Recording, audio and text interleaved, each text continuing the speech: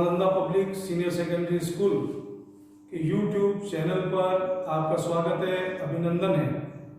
तो हम बात कर रहे थे कि भारत में संघीय व्यवस्थापिका के 3 अंग राष्ट्रपति, लोकसभा और राज्यसभा। तो सबसे पहले अपन बात करेंगे लोकसभा की। संघीय व्यवस्थापिका के 3 अंग में से पहले बात करेंगे हम लोकसभा की। लोकसभा ये इसकी रचना और गठन के बारे में चर्चा करेंगे। लोकसभा की रचना और उसके गठन के बारे में जानकारी करेंगे। लोकसभा संसद का निम्न सदन है। 2 सदन होते हैं, एक लोकसभा होती है, एक राज्यसभा होती है। लोकसभा को हम लोकप्रिय सदन भी कह सकते हैं और निम्न सदन भी कह सकते हैं। तो ये निम्न सदन है वो लोकसभा है। लोकसभा की रचना और गठन के बारे में चर्चा करेंगे। सबसे पहले इसकी सदस्य संख्या के बारे में जानकारी करेंगे। लोकसभा में कितने सदस्य होते हैं? सबसे पहले सदस्य संख्या की बात करते हैं। लोकसभा में हमारे संविधान के अनुसार अधिकतम जो संख्या है वो है 552, लेकिन वर्तमान में 545 ही सदस्यों का निर्वाचन होता है, जिसमें से 530 सदस्य आते हैं विभिन्न राज्यों से चुनकर, 13 सदस्य चुन के आते हैं जो संघीय क्षेत्र है हमारे उनसे, और 2 सदस्यों का मनोनयन हमारे देश के राष्ट्रपति करते हैं लोकसभा में। पुनः एक बार सदस्य संख्या की स्थिति बताता हूं। लोकसभा की सदस्य संख्या कितनी है? अधिकतम 552 है। उन 552 में से वर्तमान में 545 पे हो रहा है। 530 सदस्य विभिन्न राज्यों से चुन के आते हैं, 13 सदस्य लोकसभा के विभिन्न राज्यों से चुन के आ रहे हैं, 2 सदस्यों का मनोनयन हमारे देश के राष्ट्रपति करते हैं। कौन ऐसे व्यक्ति है जिनका राष्ट्रपति मनोनयन करते हैं? ये बात है।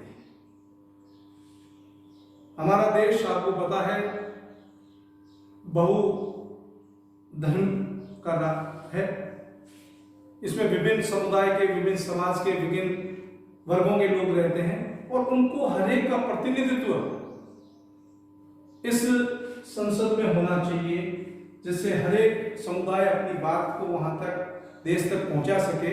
इसको मद्देनजर रखकर हमारे संविधान विशेषज्ञों ने 2 एंग्लो इंडियन का मनोनयन राष्ट्रपति को लोकसभा में करने का अधिकार दिया गया। तो यदि इन 543 में 2 सदस्य यदि एंग्लो इंडियन समुदाय से चुनकर नहीं आते हैं तो हमारे देश के राष्ट्रपति जो है 2 सदस्यों का मनोनीत करते हैं अपनी तरफ से लोकसभा में। अब बात आते हैं निर्वाचन। इनका निर्वाचन कैसे होता है?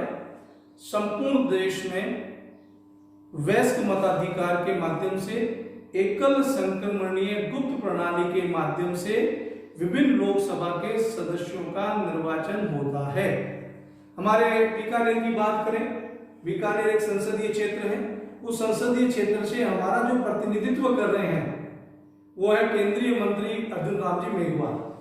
तो वो निर्वाचन हरेक पूरे देश में ऐसे 530 निर्वाचन राज्यों में बने हुए हैं, 13 विभिन्न केंद्र शासित प्रदेशों में बने हुए हैं। तो इनमें निर्वाचन होता है। ये जो निर्वाचन होने के लिए जो सदस्य इनका लोकसभा का चुनाव लड़ते हैं, उन सदस्यों की कुछ योग्यताएं होती हैं।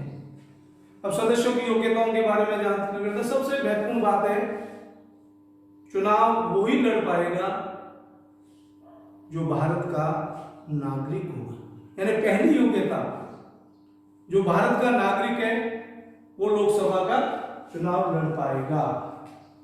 दूसरी महत्वपूर्ण योग्यता है उसकी आयु। हमारे संविधान में स्पष्ट लिखा है कि लोकसभा का चुनाव यदि किसी व्यक्ति को लड़ना है तो उसकी न्यूनतम आयु 25 वर्ष पूर्ण होनी चाहिए। यानी 25 वर्ष से कम आयु का कोई भी व्यक्ति या कोई भी नागरिक चुनाव नहीं लड़ सकता। 25 वर्ष की आयु उसकी होनी जरूरी है। तीसरी जो योग्यताएं हैं वो लाभ के किसी सरकारी पद पर नहीं होना चाहिए। लाभ के सरकारी पद पर नहीं होना चाहिए।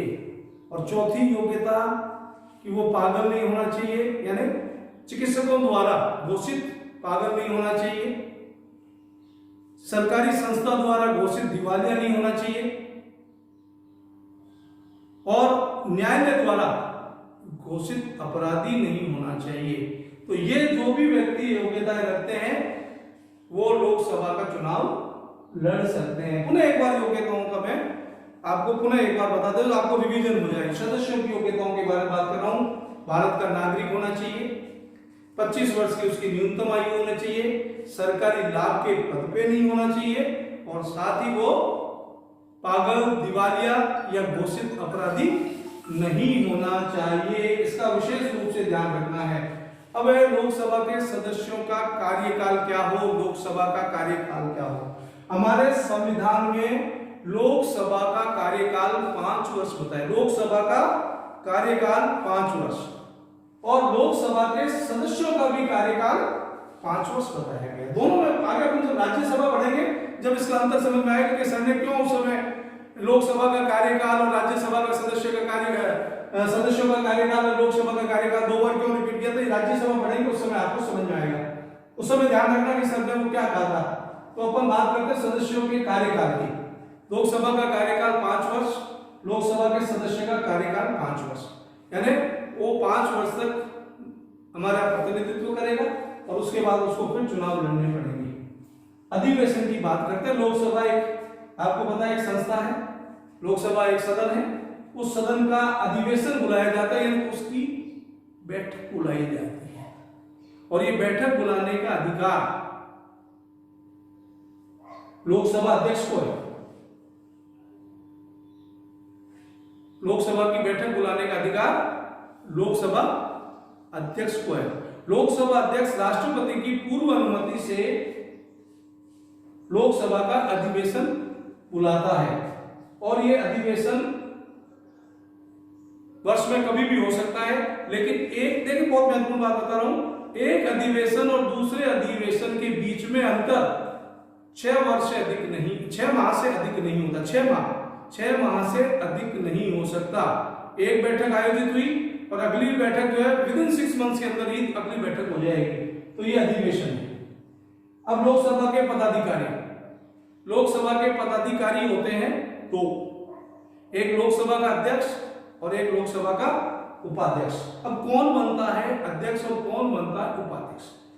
लोकसभा का जो अध्यक्ष होता है वो लोकसभा के सदस्य मिलकर अपने में से किसी एक व्यक्ति को लोकसभा का अध्यक्ष बनाते हैं, और एक ही व्यक्ति को चुनकर निर्वाचित करते हैं उपाध्यक्ष पद के।